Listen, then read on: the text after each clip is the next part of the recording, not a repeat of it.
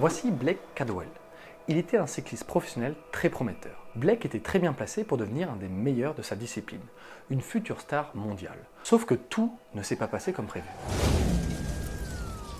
Voici la terrible histoire de Blake. Son histoire m'a tellement choqué que je ne pouvais pas garder ça pour moi. Si vous avez de l'ostéoporose ou de l'ostéopénie, la conclusion va grandement vous surprendre, vous allez voir.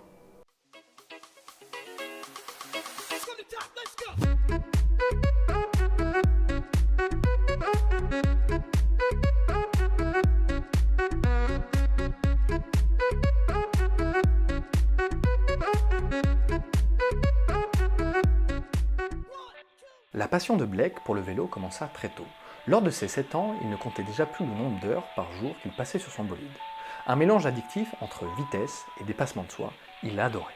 Puis, voulant suivre son père qui s'était mis aux compétitions, il décida de s'inscrire à sa première course officielle.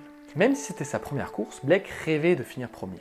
Vous trouvez peut-être ça présomptueux, mais Blake s'entraînait bien plus que les jeunes de son âge. Mais surprise, il fut très mauvais, dégoûté. Mais ce mauvais résultat était une aubaine, car il lui avait injecté dans son sang une grande dose de motivation, un esprit de revanche. Il fera tout pour devenir meilleur. Après de longs entraînements, passé à faire toujours plus, à force de travail, il commença progressivement à inverser la tendance. Il était devenu l'habitué des médailles. Course après course, il était devenu un habitué de la plus haute marche du podium. Il était devenu une machine à gagner. Les équipes commençaient à s'intéresser à ce jeune prodige. En catégorie junior, Blake participe en 2001 au championnat du monde à Lisbonne. En 2006, il est le vainqueur d'étape au Tour de l'Utah. Puis en 2008, il est le vice-champion des États-Unis sur route. Une progression exponentielle. Sauf que peu de temps après, il chute violemment lors du Tour du Missouri. Il se fracture une hanche et une clavicule. Pour l'instant, rien ne me choque plus que ça. Il s'est crashé à 64,37 km/h. À cette vitesse, avec mon poids, je pars en orbite autour de la Terre. Malgré sa convalescence forcée, il n'a qu'une seule détermination, remonter sur son vélo et continuer de performer. Cette même motivation qu'il habite depuis tout petit. Après des mois de rééducation, il se sent totalement prêt à retrouver son meilleur niveau. Et même plus que ça, il va enfin retrouver le chemin de l'entraînement. Sauf que cette fois, quelque chose de beaucoup plus préoccupant va se passer. Cette fois, c'est une banale chute à l'arrêt qui lui provoque une énorme douleur. Le genre de chute dont on devrait se relever avec au pire un petit bleu. Mais Blake n'arrivait même plus à se tenir debout. Là, il sut que quelque chose n'allait pas dans son corps. Lui qui faisait pourtant du sport depuis tout petit, avec une hygiène de vie irréprochable, pourquoi lui ?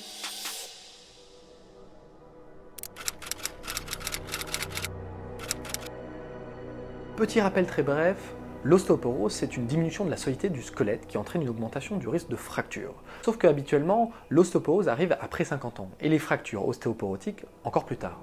Alors pourquoi un jeune sportif, cet athlète de haut niveau, dans la force de l'âge, a vu ça à 24 ans? C'était incompréhensible. Je n'en revenais pas. Je devais comprendre. Alors j'ai pris un petit café et j'ai commencé à lire des articles scientifiques. Il m'a fallu beaucoup de temps et beaucoup d'articles pour comprendre l'histoire de Blake.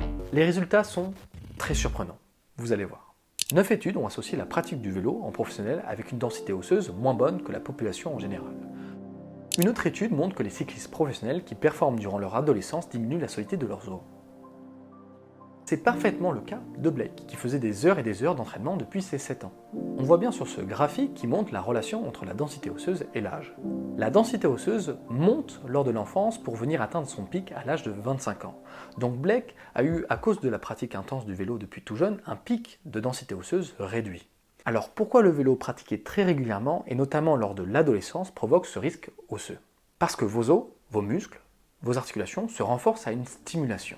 Prenons un exemple. Quand vous courez, vos os vont ressentir des impacts, des vibrations. Ces vibrations vont activer les cellules qui bâtissent et renforcent l'os. Vos articulations, vos os ont besoin de cette vibration, de ce choc pour se renforcer et pour augmenter leur densité osseuse. Sans ces chocs, l'os se reconstruit moins et se dégrade plus rapidement. Blake, durant toute son enfance, n'a eu que très peu d'impact avec des vibrations sur ses articulations et ses os. Il passait plus de temps sur son vélo que sur ses 2 pieds, à marcher ou à courir.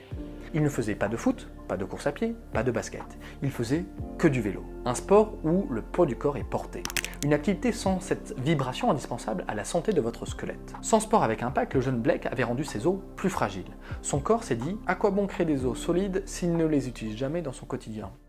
Alors quelle a été la solution pour Blake? Comment a-t-il fait pour renforcer ses os et se sortir de cette situation très préoccupante? Eh bien en suivant des recommandations scientifiques. Il a commencé des sports avec des chocs, dont la course à pied. Et surprise, sa courbe de densité osseuse augmenta progressivement. Ses os devenaient de plus en plus forts. Et après quelques mois d'entraînement, il a même pu retrouver son vélo qui lui manquait tant. Plus en tant que cycliste professionnel, mais maintenant en tant qu'amateur. Mais j'ai une question. Et vous? Qu'est-ce que vous avez fait dans votre vie pour recréer ces vibrations? Pour restimuler vos os? Pour amener des impacts sur vos articulations? Vous êtes assis 8 heures par jour derrière un bureau à travailler et vous espérez avoir des os solides? De plus, avec l'avancée en âge, la chute de densité osseuse est systématique. Reprenons la courbe. Vous allez voir, vos os perdent progressivement de leur solidité de manière naturelle.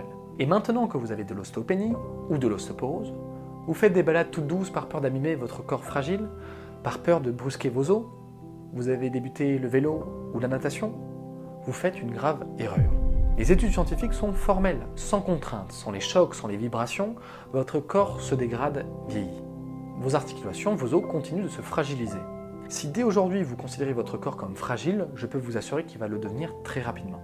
Ne pas mettre de contraintes, c'est brader des années de vie en bonne santé. C'est de rapidement plus pouvoir profiter de vos petits-enfants à la plage. Avec Raphaël, on croit réellement que chaque être humain a le droit, quel que soit son âge, de profiter au maximum de ce que la vie a à lui offrir. Et de ne surtout pas gâcher une seule de ces années à cause d'un manque d'information. Si vous avez de l'ostéoporose, j'ai une très bonne nouvelle pour vous. Si l'os se dégrade si on ne fait rien, alors l'os se renforce si vous agissez. Vous pouvez inverser la tendance. Si vous êtes quelqu'un de réfléchi, vous n'avez plus d'excuses pour ne pas agir. Dans nos cabinets, on a remis plein de patients et patientes à la course à pied pour lutter contre l'ostéoporose. Vous avez là une solution naturelle extrêmement efficace. Non, après 50 ans, tout n'est pas fini. Oui, après 50 ans, vous pouvez encore vous lancer dans des défis extraordinaires. Le seul problème, c'est que vous ne devez pas commencer n'importe comment. Vous devez commencer doucement et très progressivement pour adapter votre corps. Vous devez suivre un programme adapté à votre niveau et à votre âge. C'est pour ça qu'après des mois de travail, on a synthétisé dans une vidéo tous les conseils indispensables à connaître si vous voulez commencer la course à pied après 50 ans. 20 minutes de conseils gratuits, comme une petite consultation avec un kiné. Vous trouverez aussi toutes les réponses à vos nombreuses questions qui peuvent trotter dans votre tête. Votre corps peut devenir beaucoup plus fort que vous ne le croyez. A tout de suite dans la vidéo.